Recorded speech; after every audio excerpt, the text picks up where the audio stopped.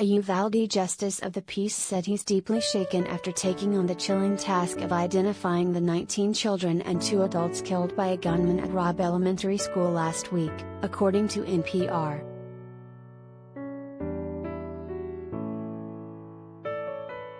Because Uvalde County is so small and there is no local medical examiner's office, the justice on call often acts as the de facto county coroner and also presides over small civil disputes and marriage ceremonies, NPR reported.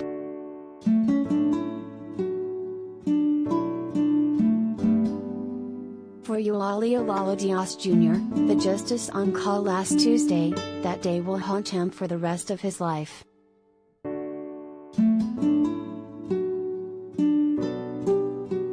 I know both teachers, their husbands, Diaz told NPR in an interview. I know probably 3/4 of the kids' families or their grandparents. It's just that type of community, and it's close.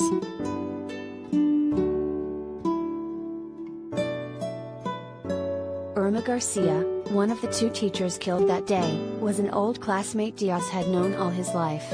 Her grief-stricken husband and high school sweetheart, Joe Garcia, died of a heart attack days later. Diaz went to high school with them both.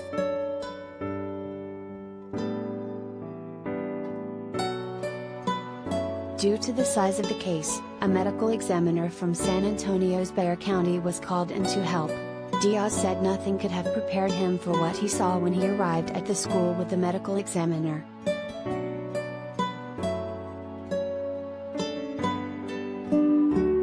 It's a picture that's going to stay in my head forever, and that's where I'd like for it to stay, he said, adding that he never wants to share exactly what he witnessed.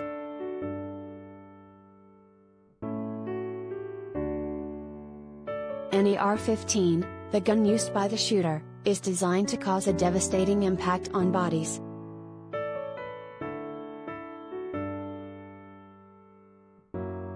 A San Antonio trauma surgeon who treated some of the victims said last week that these high-velocity firearms were particularly destructive, especially on the bodies of small children.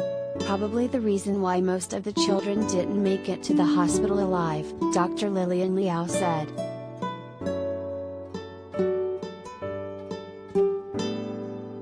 Diaz said he'll likely seek help to process the trauma.